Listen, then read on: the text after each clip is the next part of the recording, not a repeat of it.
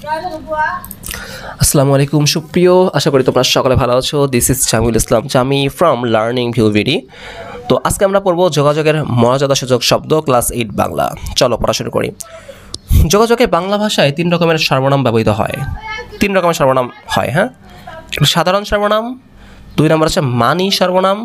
এখানে সাধারণ মানে সর্বসাধারণ, সবার সাথে মোটামুটিভাবে আমরা যখন কথাবার্তা বলি তখন এই ধরনের সর্বনাম যখন ইউজ করব তখন সাধারণ সর্বনাম। মানি মানে হচ্ছে, এটা হচ্ছে তোমার মনে করো সম্মানসূচক সর্বনাম। যখন সাপোজ তুমি কথা বলতেছো তোমার প্রধান শিক্ষকের সাথে কিংবা তোমার আব্বা আম্মার সাথে কিংবা বড় কারোর সাথে, কোনো টিচারের সাথে, তখন তুমি কি মানি সর্বনাম ইউজ করতে হবে। ঘনিষ্ঠ সর্বনাম মানে হচ্ছে কি একবারে কাছের, যেমন তোমার কাছের ফ্রেন্ড, একদম বেস্ট ফ্রেন্ড, কি বলবা, কি রে দোস্ত কেমন আছিস, এরকম না? তো তখন কিন্তু এই ঘনিষ্ঠ সর্বনাম ইউজ করে কথা বলতে হবে। এখন আমরা দেখি কি বলা হচ্ছে। আমরা এখন দেখব যে নিচে অপারেশন কদমতলী গল্প থেকে কিছু বাক্য দেওয়া হলো। বাক্যগুলোর সঙ্গে দেওয়া প্রশ্নগুলোর জবাব লিখতে হবে, কাজ শেষে আলোচনা করতে হবে। আচ্ছা দেখি আমরা কি বলা হচ্ছে এখানে। চলো। ও দাদি, তোমার হলো কি? এখানে কোন ধরনের সর্বনাম ব্যবহৃত হয়েছে? এখানে দাদি কিন্তু ওদের খুব ভালো, মানে কি বলে, খুব পরিচিত, তাই না? এবং হচ্ছে কি খুব আদর করে তাদের। দাদি ওদের আদর করে না? আদর করে। দাদির সাথে কিন্তু আমরা সবাই ফ্রি, মোটামুটি দাদির সাথে আমরা কি মোটামুটি ফ্রি না? অবশ্যই ফ্রি।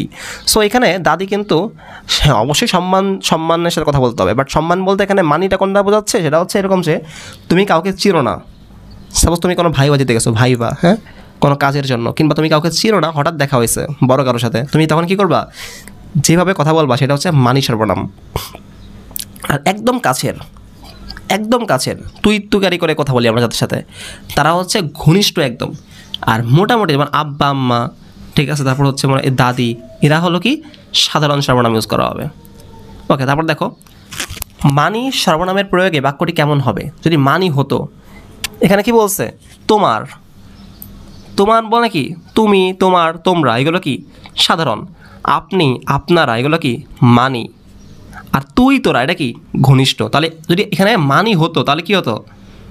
ও দাদি আপনার কি হলো, বা আপনার হলো কি। যদি ঘনিষ্ঠ হতো তাহলে কি হতো? ও দাদি তোর হলো কি। বুঝতে পারছো না? এখন দেখো এখানে দেখি আমরা আরও। মান্না সঙ্গে সঙ্গে চেঁচায়, এখানে কোন ধরনের ক্রিয়ারূপ ব্যবহার করা হয়েছে? এটা সাধারণ। যদি মানি হতো তাহলে কি হতো? মান্না সঙ্গে সঙ্গে চেঁচান। তারপরে যদি হতো ঘনিষ্ঠ তাহলে কী হতো? মান্না সঙ্গে সঙ্গে চেঁচাস। ওকে, লাস্টে স হতো।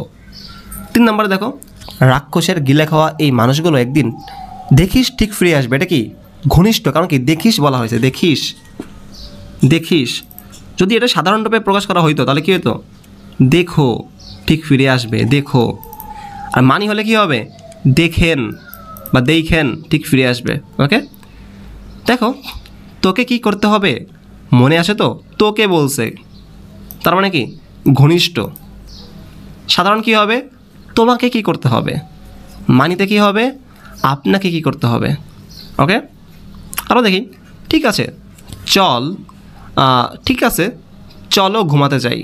চল, এখানে চল হবে, হ্যাঁ, চল ঘুমাতে যাই। চলো হলে ল করে লো হতো, চল ঘুমাতে যাই। তার মানে কি এটা ঘনিষ্ঠ রূপে ব্যবহার করা হয়েছে। সাধারণ হলে কি হবে? চলো। মানি হলে কি হবে? চলেন বা চলুন। ওকে, 86 তুই যা, ঘনিষ্ঠ, তুই বলছে। মানি কি হবে? আপনি যান। সাধারণ কি হবে? তুমি যাও।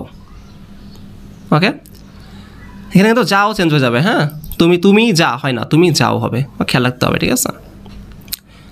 এরপরে কি আমি বলবো, এইগুলো তোমরা সলভ করবা 2টা, হ্যাঁ। আমি সব বলে দিলে তো আসলে তোমাদের মনে করো যে নিজেদের ক্রিয়েটিভিটি থাকলো না, তাই না? সো নিজেরা বাকি 2টা একটু কী করবা, থিঙ্কিং করবা, নিজেদের চিন্তা করবা যে কী হতে পারে এখানে, নিজের ক্রিয়েটিভিটি একটু বাড়াতে হবে। আমি সব বলে দিলে তো তুমি জাস্ট দেখতেছো, মুখস্থ করতেছো, এরকমই হয়ে গেল, তাই না? নিজে চিন্তা করতে হবে, থিঙ্কিং করতে হবে, তাহলে অনেক অনেক অনেক হেল্প হবে তোমাদের। কিছু পরিস্থিতি থাকে, যেমন মনে করো প্রতিকূল পরিবেশ, যেগুলো অ্যাডভার্স যে এনভায়রনমেন্টগুলো থাকে বা সিচুয়েশন থাকে, হ্যাঁ। সাপোজ তুমি নতুন একটা এলাকায় গেছো, যখন তোমরা বড় হবা তখন তোমরা তো ভার্সিটিতে পড়বা, তখন বিভিন্ন জায়গায় যাওয়া লাগতে পারে, একটা জেলা থেকে অন্য জেলায় যাওয়া লাগতে পারে, ভার্সিটিতে ভর্তি হতে পারে। তো তখন তুমি যদি এই থিঙ্কিং অ্যাবিলিটি যদি তোমার না থাকে, তখন তুমি কিন্তু কী করতে পারবা না, তুমি কিন্তু সারভাইভ করতে পারবা না। দ্যাটস ওয়াই তোমরা নিজেরা একটা থিঙ্কিং করো কী হবে, হ্যাঁ। এরপর হচ্ছে উপাদান বিশ্লেষণ, নতুন একটা টপিকস। আমরা আজকে এটা পড়বো না, আমরা একটা ভিডিওতে একটা টপিকস শেষ করি। সো আমরা এই ভিডিওটা এই পর্যন্তই রাখবো। আমরা নেক্সট ভিডিওতে হচ্ছে এই জায়গা থেকে পড়া শুরু করবো। সকলকে ধন্যবাদ। যারা ফেসবুক গ্রুপে যুক্ত নাই, এই দুটা কী করবা দেখো, এই দুটা করবা, করার পর ফেসবুক গ্রুপে দিবা, আমাদের ফেসবুক গ্রুপে SW করে দিবা।